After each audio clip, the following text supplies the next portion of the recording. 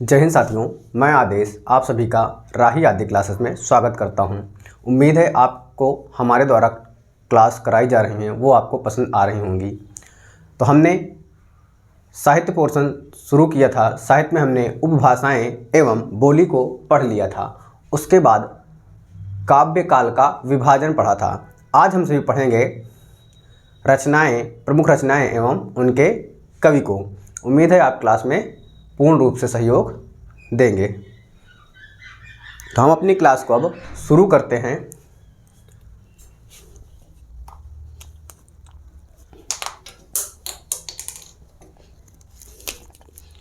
आज का हमारा टॉपिक है प्रमुख रचनाएं एवं उनके कवि। सबसे पहले देखेंगे आदिकाल की प्रमुख रचनाएं एवं उनके लेखक।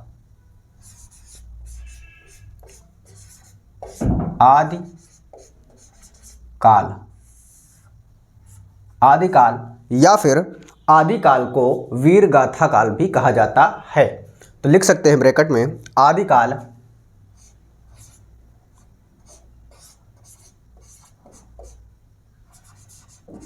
या वीर गाथा काल की प्रमुख रचनाएं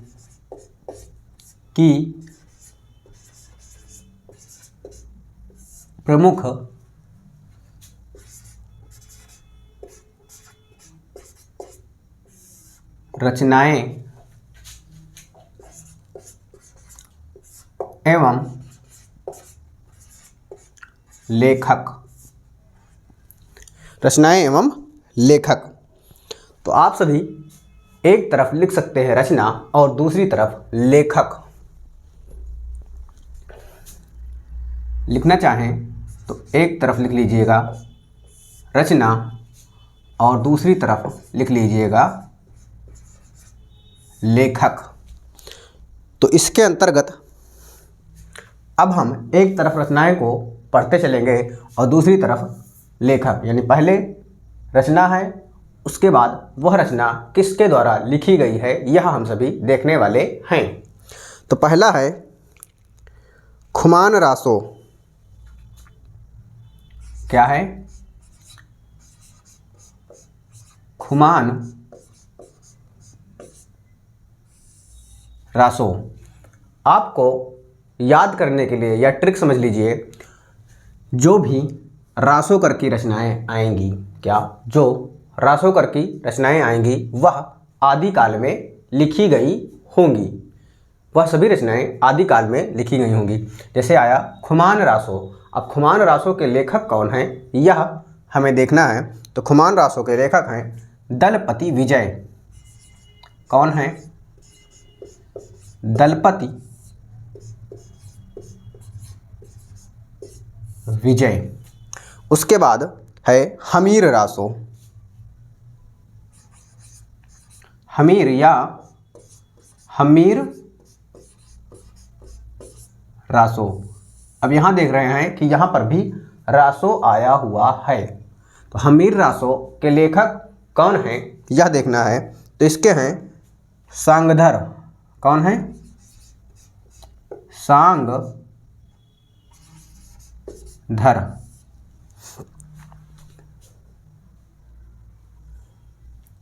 सारंगधर हैं। यहां पर आप लिख लीजिएगा सारंगधर। उसके बाद आते हैं पृथ्वीराज रासो।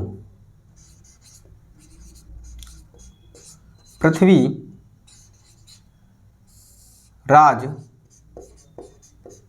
रासो। तो यह सभी रचनाएं आपको पता हैं।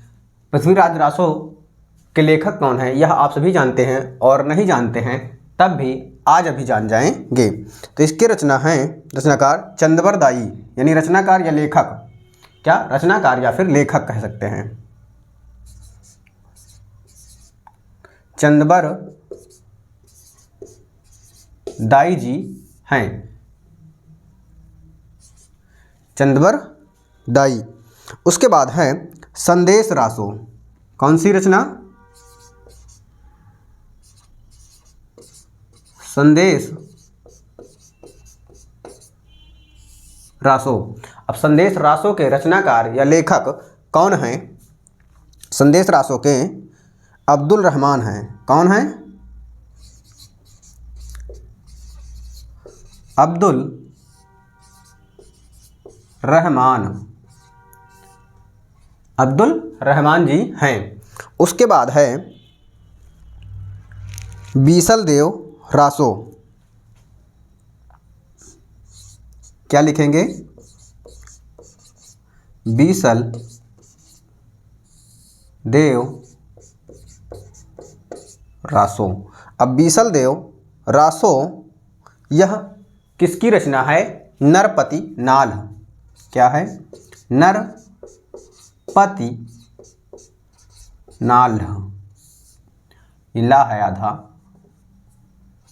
नरपति नाल जी की रचना है।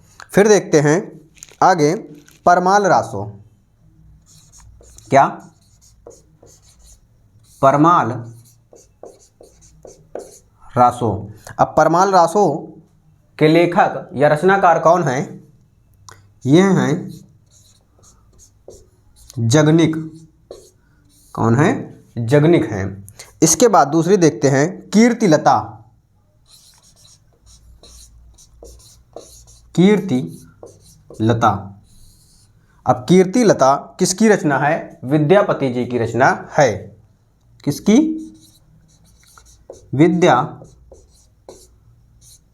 विद्यापति की रचना है। अभी और दो चार रचनाएं हैं, तो आपसे या फिर केवल रचना दे देगा और पूछेगा यह किस काल की रचना है, या फिर पूछेगा आदिकाल की रचना कौन सी है। तो ये सभी हैं। अभी दो चार और लिखवा देते हैं तो ये हो जाएंगे। या फिर आपको रचना देगा और लेखक पूछ लेगा या रचनाकार देकर पूछेगा।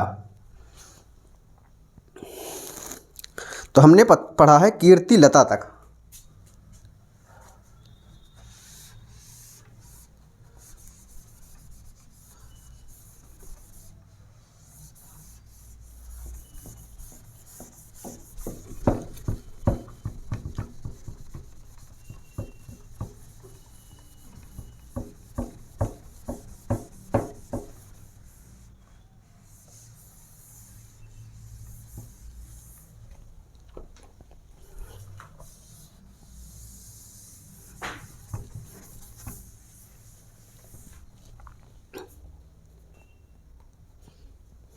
अब देखते हैं पदव चिरऊ। अगली रचना है पदव चिरऊ। क्या? पदव चिरऊ। ये है किसकी रचना है, यह हमें देखना है। तो पदव चिरऊ किसकी रचना है?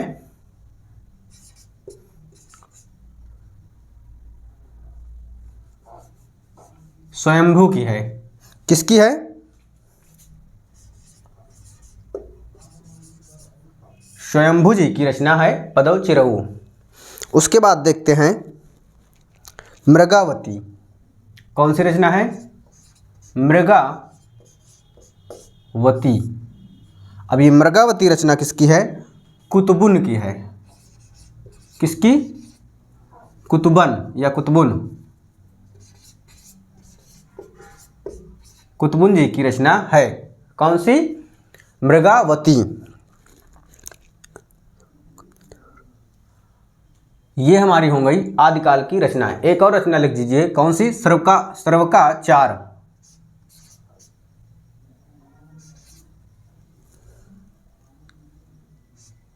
श्रावकाचार। श्रावकाचार किसकी रचना है? देवसेन जी की रचना है। किसकी? देवसेन। ये हमारी रचना हो गई आदिकाल की। आदिकाल की रचना हो गई। अब हम देखेंगे इसके बाद भक्ति काल की रचना। किसकी देखेंगे? भक्ति काल की रचना देखेंगे।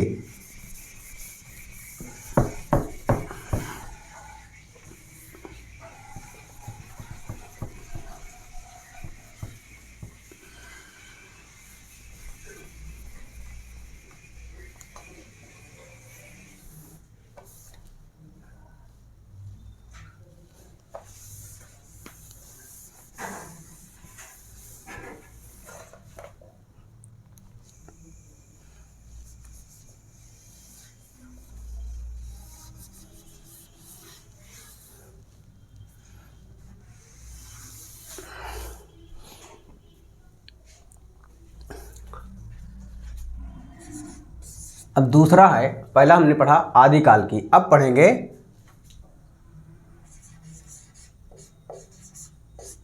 भक्ति काल। भक्ति काल की रचना या पूर्व माध्यकाल भी कह सकते हैं। क्या? पूर्व माध्यकाल। यहां पर लिख लीजिएगा, पूर्व माध्य काल। क्या हो जाएगी? पूर्व माध्यकाल हो जाएगा। ठीक, हम इसमें भी पढ़ेंगे पहले रचना, उसके बाद लेखक, यानी किस रचना को किसने लिखा है। आप क्लास को पूर्ण रूप से देखिएगा शुरू से अंत तक। समय कम हो तो आप थोड़ी सी स्पीड बढ़ा कर देख लीजिएगा। अब आगे रचना है भक्ति काल की। पहली रचना लिखते हैं, क्या? साखी। साखी किसकी है? आप सभी जानते हैं, कबीर दास जी की रचना है। किसकी रचना है? कबीर दास जी की रचना है साखी। फिर लिखते हैं बीजक। क्या लिखेंगे? बीजक लिखेंगे। यह भी रचना किसकी है? कबीर दास जी की रचना है। किसकी? कबीर दास जी की रचना है। उसके बाद है क्या? सबद।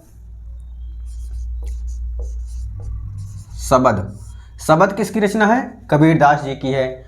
उसके बाद आएगा रामायणी, लिख लीजिए। भक्ति काल के अंतर्गत जितनी भी रचनाएं हैं वह लिखा रहे हैं, यानी बता रहे हैं।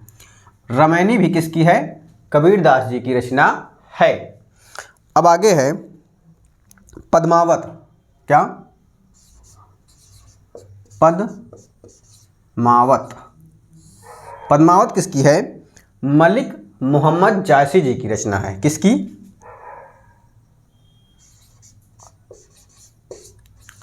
मलिक मोहम्मद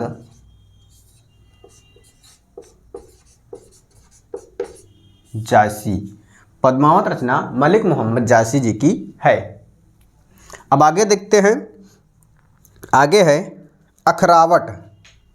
क्या है? अखरावट।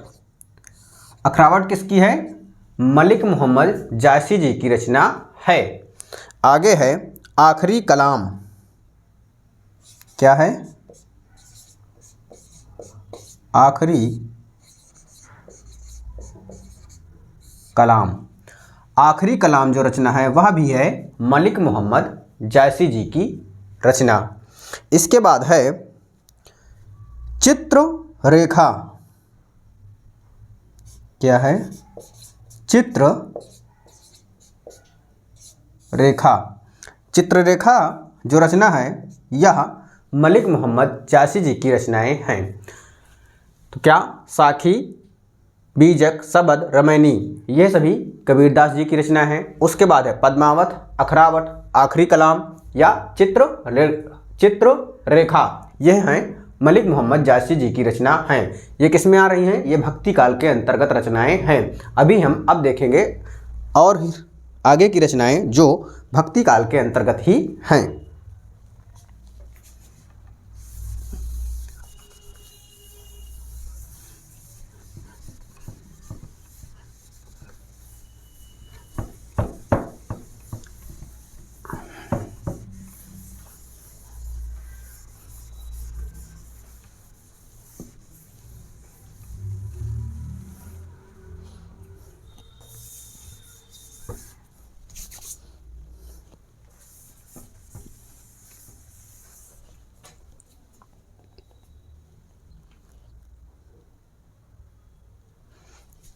अब आगे रचना देखते हैं।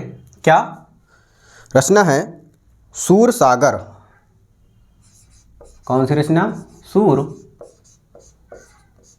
सागर। सूर सागर रचना किसकी है? सूरदास जी की है। किसकी? सूरदास। सूर सागर सूरदास जी की रचना है। फिर है नागलीला। क्या है? नाग लीला। नागलीला भी रचना किसकी है? सूरदास जी की रचना है। ये सभी रचनाएं भक्ति काल के अंतर्गत हम सभी पढ़ रहे हैं। सूरसागर हो गया, नागलीला हो गया, उसके बाद है गोवर्धन लीला।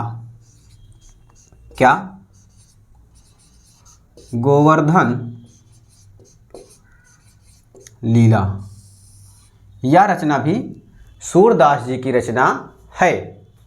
फिर देखते हैं हम सूरसारावली। क्या? सूरसारावली।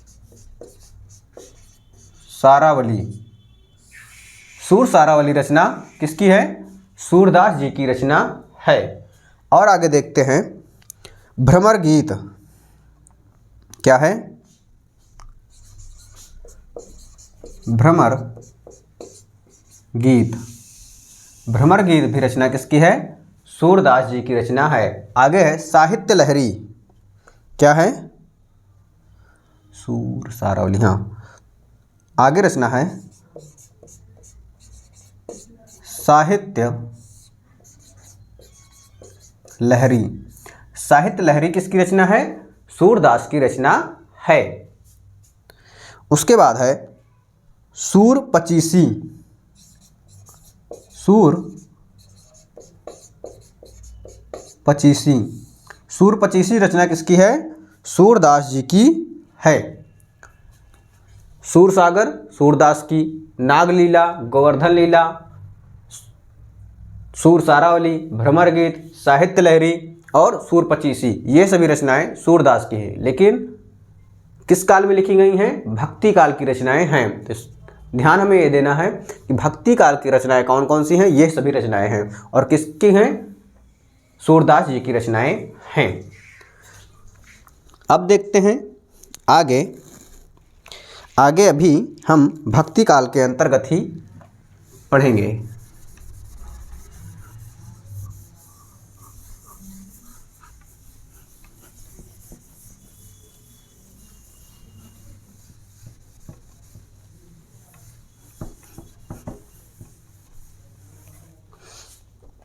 हमने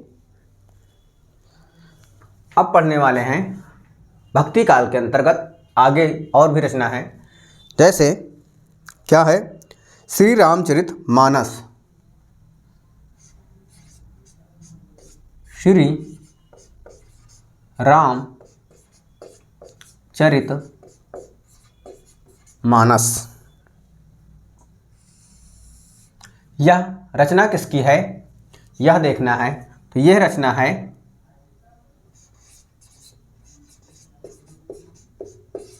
तुलसीदास जी की। किसकी रचना है यह रचना है तुलसीदास जी की रचना है। अब आगे देखते हैं विनय पत्रिका। क्या है? विनय पत्रिका। विनय पत्रिका की रचना किसकी है? तुलसीदास जी की है। इसके बाद है कवितावली। क्या है? कवितावली। कवितावली रचना किसकी है? यह रचना है तुलसीदास जी की रचना है। उम्मीद है आपको क्लास पसंद आ रही होगी। कवितावली हो गई। फिर है गीतावली। क्या है? गीतावली। यह रचना भी तुलसीदास जी की है। और है आगे रचना दोहावली। क्या है? दोहावली। दोहावली। यह रचना भी किसकी है? तुलसीदास जी की रचना हो जाती है। उसके बाद है राम लला न छू। राम लला न छू। राम लला न छू, ये रचना किसकी है? यह रचना भी तुलसीदास जी की है। इसके बाद है जानकी मंगल। क्या है? जानकी मंगल। जानकी मंगल किसकी रचना है? यह रचना भी तुलसीदास जी की है। आगे देखते हैं पार्वती मंगल। क्या है? पार्वती मंगल। पार्वती मंगल किसकी रचना है? यह रचना भी तुलसीदास जी की रचना है। ये सभी किसकी थी? भक्ति काल के अंतर्गत ही हमने पढ़ा है।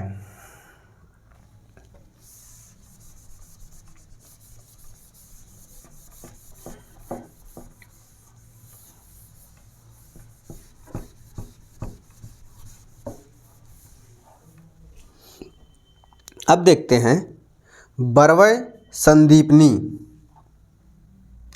सॉरी क्या है?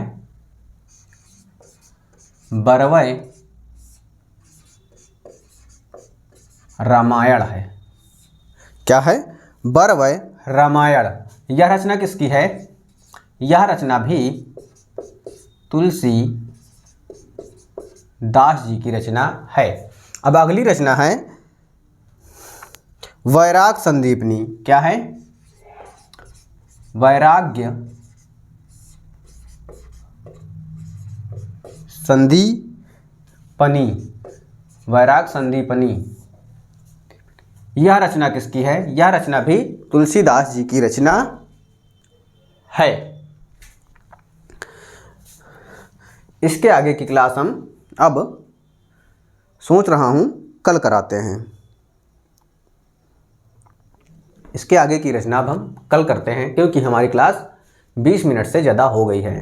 क्लास तो काफ़ी लंबी कर सकते हैं, बट आप लोगों का साथ बहुत कम लोगों का मिलता है। जब आप सभी का साथ अधिक से अधिक मिलता है तो मुझे भी खुशी होती है, अच्छा लगता है कि आप सभी मेरी क्लास को पसंद कर रहे हैं।